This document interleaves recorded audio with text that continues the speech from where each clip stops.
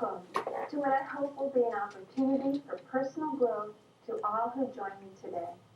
My name is Jenna Castle, and in my life I've assumed several different titles and numerous roles. But today, I simply wish to share with you some exciting ideas in order to help us all to grow. For when we open ourselves to growth at a personal level, we enhance our ability to more fully experience our lives. These ideas come from many rich sources.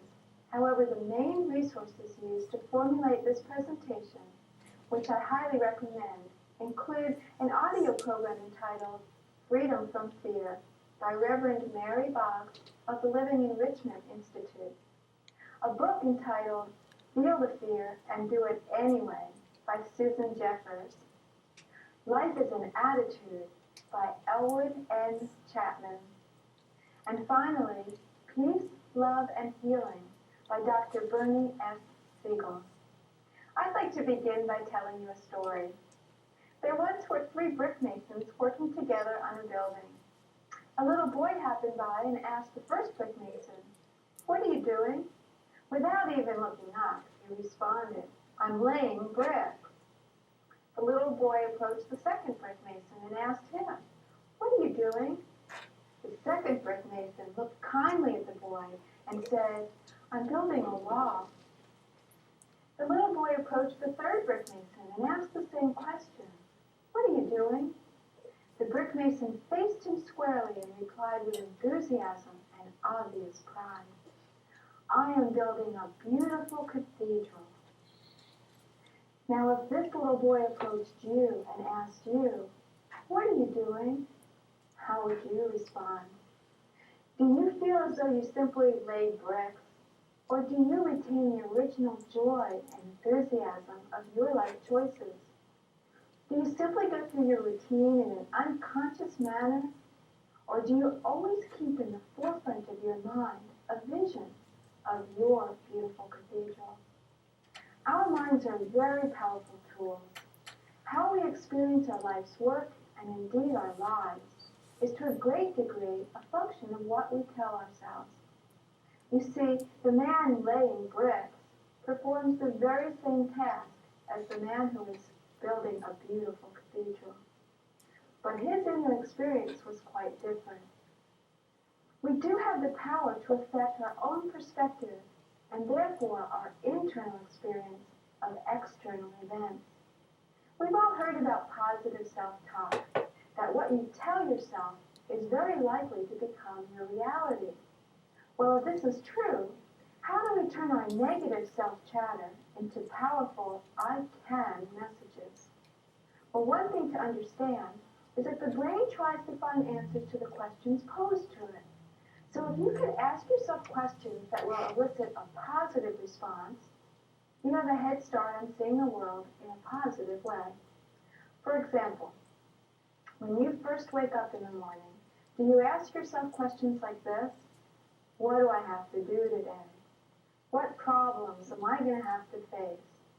What's going to happen if I fail at the challenges facing me?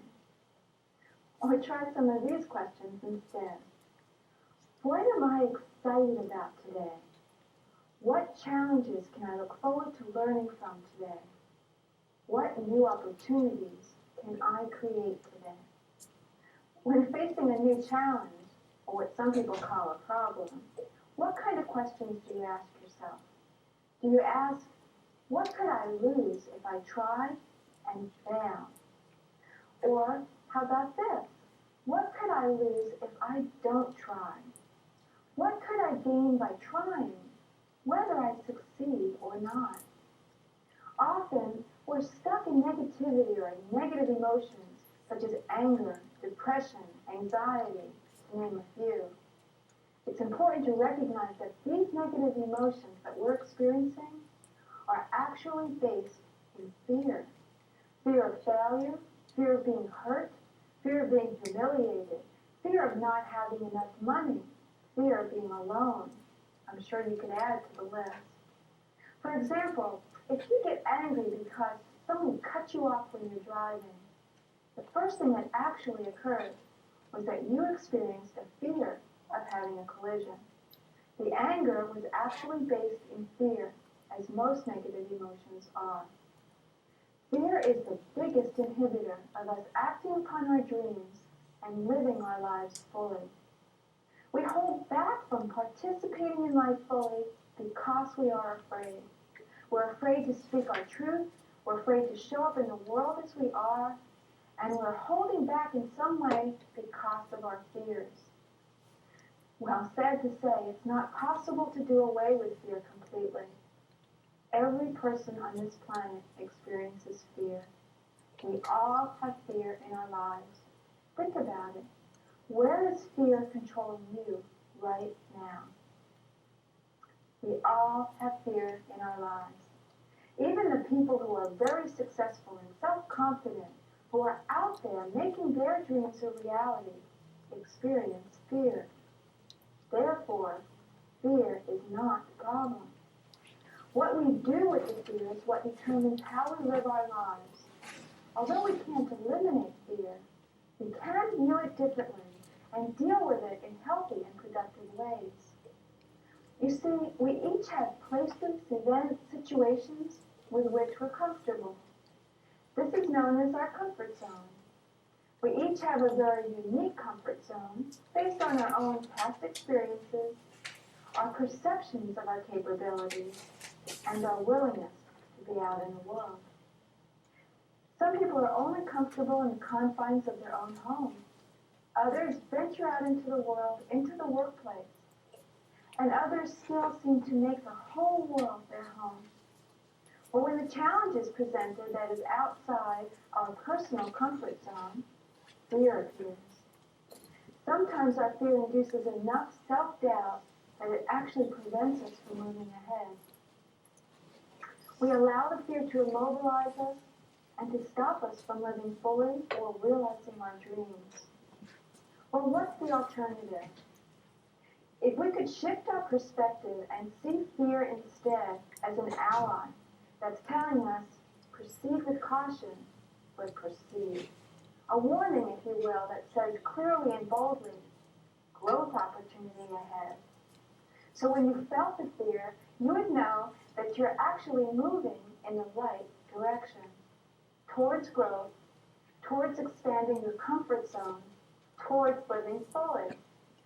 If we face our fear squarely and imagine in the safety of our minds, which after all is where fear exists, how we might deal with the challenge, we can take steps towards experiencing the fear and moving forward.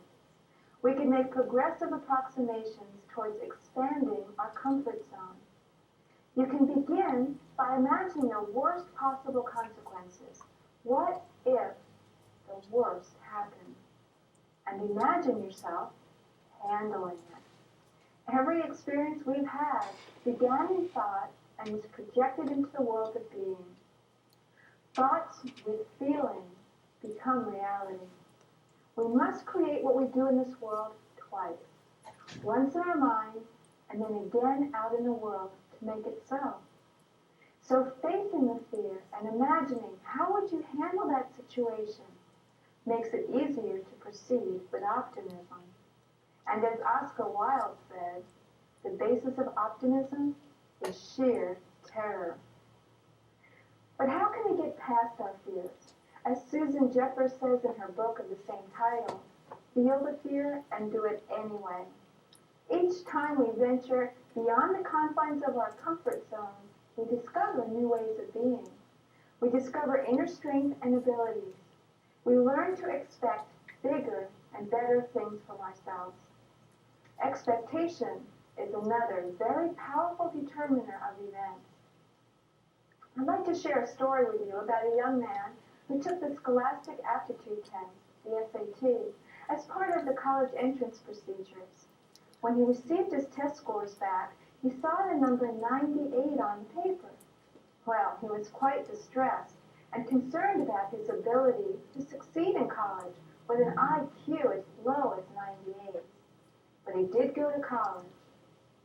His first term, he received D's and F's. His second term was no better, and the dean called him in for a conference. The dean warned him that if his performance continued at this poor level, he would be asked to leave the school. Well, what do you expect, replied the young man. I only have an IQ of 98. The dean took out the file and explained to the young man, you don't have an IQ of 98. You scored in the 98th percentile. That means that your score was equal to or better than 98% of the students in all of North America. Well, the next term, that student pulled a 4.0 grade point average. The only thing that had changed were his expectations. Another example of how powerful expectations are in determining events was shown in a research project conducted in San Francisco. 3 teachers had been brought into the principal's office and told, you 3 teachers are the best teachers in this whole school. We've decided to reward your performance by giving you each 30 of the best students. These teachers were asked, don't tell any of the students or the parents about this. At the end of the year, it was found that these students tested significantly higher than all of the students not only in the school, but in the entire district. The teachers were brought in again. They were informed that this had been an experiment and that the students had actually been selected at random. Well, the teachers were amazed, and they could explain the high scores only by the fact that they were, after all, the best teachers. Well, then the researchers informed them, actually, we put all the teachers' names in a hat, and yours were the 3 that were pulled. This was a double-blind study, with the only factor not being controlled for being expectations.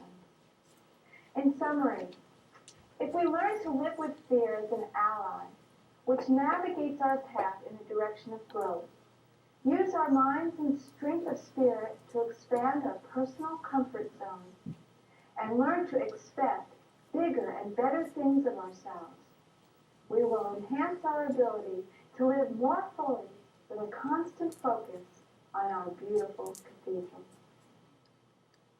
I'd like to leave you with a poem that says, come to the edge, he said. No, they replied, we will fall. Come to the edge, he said. No, we will fall. Come to the edge. They went to the edge. He pushed them, and they flew. I wish you all a good flight. Thank you.